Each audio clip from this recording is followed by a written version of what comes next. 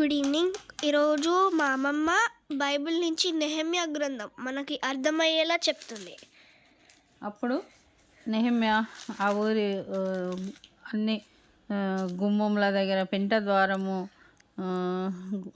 మళ్ళీ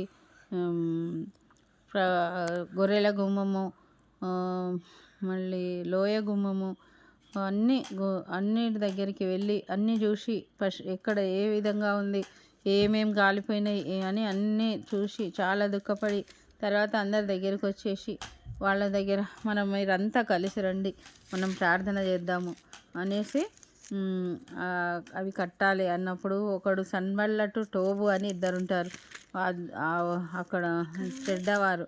సన్బల్లటు టోబు అని వాళ్ళిద్దరు ఎవరు ఈ బలహీనులైన వాళ్ళు వచ్చి ఈ పెంటలాగా అంతా నశించిపోయిన దాన్ని మరి తిరిగి లేవనెత్తుతారా?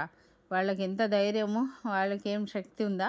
ఎందుకొరకు ఇవన్నీ పూనుకుంటున్నారు? ఇట్లాంటి పనులు చేయొద్దని అని చెప్పండి అని హేళన చేసి ఎన్నో రకాలుగా మాట్లాడితే అప్పుడు కూడా మా దేవుడైన యెహోవా చెప్పినట్టుగా మేము చేస్తాము అనేసి అప్పుడు ఈ అందరినీ సమకూర్చి మనం ప్రార్థన చేద్దాము అందరం అంటే అందరం నించుండి ఏమంటారు, ప్రతి ఒక్కరు పెద్దలు చిన్నలు ముసలివాళ్ళు అందరూ వచ్చి ప్రార్థన చేసి అప్పుడు బ్రతిమాలుకుని దేవుణ్ణి, ప్రభువా మేము పాపం చేసి ఉంటే మా పాపములను బట్టి మమ్మల్ని క్షమించి మరి తిరిగి మేము ఈ యెరూషలేమును కట్టుకొనుటకు మాకు సహాయం చేయమని వాళ్ళు బాగా ప్రార్థన చేసి ఒక జాము అంతా ప్రార్థన చేసినప్పుడు వారికి శ్రేష్టమైన భోజనాన్ని తయారు చేసి అందరు తిని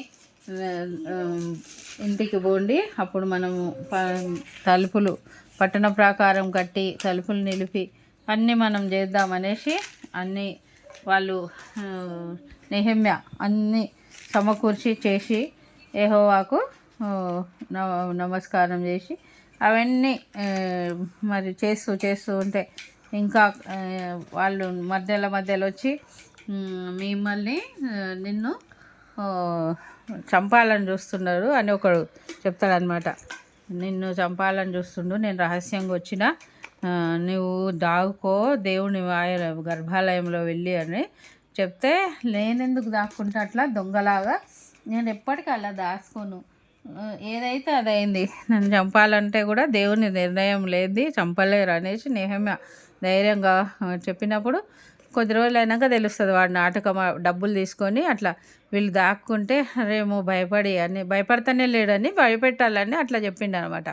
మనం కూడా ఎవరైనా మనల్ని భయపెట్టినప్పుడు అస్సలు భయపడొద్దు, ఎందుకంటే మన దేవుడు శక్తివంతుడు, బలవంతుడు. అంత గొప్పటి వ్యక్తిని మనము తక్కువ అంచనా తక్కువ చేసినట్టు అవుతుంది అనమాట భయపడినప్పుడు. సాతానుడు నీవేం శక్తి నీవు మీ దేవుడు ఏమో ప్రార్థన చేస్తావు కానీ అంత శక్తివంతుడా, అంత నువ్వేం చేయలేవులే, నీవేం పనికిరాని దానివి అని, పనికిరాని వాడు అని వాడు మనల్ని ఎప్పటికప్పుడు బలహీనపరుస్తాడు. నీకు చదువు రాదు, ఏం రాదు, నీవు స్పోర్ట్స్లో గెలవలేవు, నీకు అందం లేదు సందం లేదు, పెద్ద నువ్వేదో బాగున్నా అనుకుంటావు కానీ నువ్వేం బాగాలేవు, నీ తల్లిదండ్రులు బాగాలేరు, ఏమేమో అంటుంటాడు అనమాట వాడు ప్రతినిత్యము. మీ తల్లిదండ్రులు బాగాలేరు, ఏమి ప్రతి అడుగున మనల్ని కూర్చుతుంటాడు, మనల్ని బలహీనులు మనం మాత్రం బలహీన పడనే వద్దు. మా దేవుడు మాకు తోడున్నప్పుడు మేము బలహీనులం అయితే కూడా బలవంతులమే, మాకు అన్నీ ఉన్నట్టే అని అనుకోవాలి మనం. మన దేవునిదే కదా ఇదంతా, లోకమంతా దేవునిదే, బంగారం అంతా దేవునిదే, మన తండ్రి కదా ఆయన, మన డాడీకి ఉన్నాయన్నీ మనవే కదా. అటువంటప్పుడు మనం తక్కువ ఉందని ఎందుకు అనుకోవాలి? మనము రాజులము, కింగ్స్. అందుకని మనము ఎవరన్నా తగ్గించుకోకుండా జాగ్రత్తగా అడుగులు ముందుకు వేసి ఎప్పుడైతే వెళ్తామో అప్పుడు విన్నర్స్ అవుతాం. కాబట్టి నెహెమ్యా కూడా అలాగున విన్నర్ అయిండు. తన శక్తి కొలది అందరినీ సమకూర్చి అన్నీ చేసి ఆ యొక్క మందిరాన్ని నిర్మించి మళ్ళీ ఎవరైనా చెడ్డవాళ్ళు ఉంటే వాళ్ళని బుద్ధి చెప్పి మీరు ఇలాగ ఉండకూడదు, చెడ్డవారు ఎవరైనా ఉంటే మనం బుద్ధి చెప్పాలి వాళ్ళకు. చెప్పకపోతే వాళ్ళు రైట్ వే ఏదో తెలుసుకోలేరు. కాబట్టి మనం ఎప్పటికప్పుడు ఇలా కాదు, ఇలా ఉండాలి, ఇలా ఉండాలని వాళ్ళను చెప్తానే ఉండాలన్నమాట. ఎందుకంటే దేవుడు మనల్ని నీతిమంతులుగా ఈ లోకంలో ఉంచిండు. మనం ఒక టీచర్స్ లాగానే ఉన్నాము. ఎందుకొరకు ఉన్నామని అంటే మీరు ఈ లోకానికి ఉప్పై ఉన్నారని దేవుడు అన్నాడు. ఉప్పు లేకుండా ఏదైనా కర్రీ చేస్తే మనం తినగలమా? తినలేము.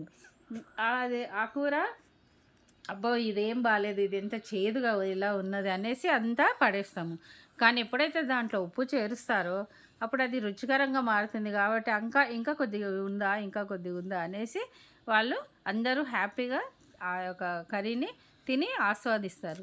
కాబట్టి మనం కూడా ఈ లోకానికి ఉప్పై ఉన్నారంటే అబ్బా ఇలాంటి వారు ఎక్కడన్నా ఉన్నారా, క్రీస్తు యేసు బిడ్డలు ఉన్నారా అని మన జీవితమే ఒక పుస్తకము, ఒక సాల్ట్.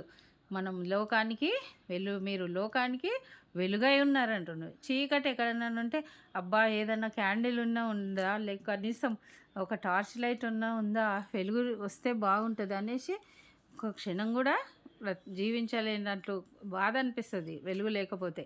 అలాగనే దేవుని బిడ్డలమైన మనము వెలుగై ఉన్నాము. అదేవిధంగా నెహెమ్యా గారు కూడా దేవుడు అనుగ్రహించిన వెలుగు ఆయన మీద ప్రసరింపజేసినందుకే ఆయన వెలుగు కార్యాలను చేసిండు. కాబట్టి తిరిగి యెరూషలేమును కట్టగలిగిండు. ఇదే నెహెమ్యా యొక్క వాక్యము. దేవుడి వాక్యము దీవించునుగాక. థ్యాంక్ యూ అమ్మమ్మ, మాకు అంతా ఎక్స్ప్లెయిన్ చేసినందుకు thank you so much. And thanks for watching. Amen. Subscribe.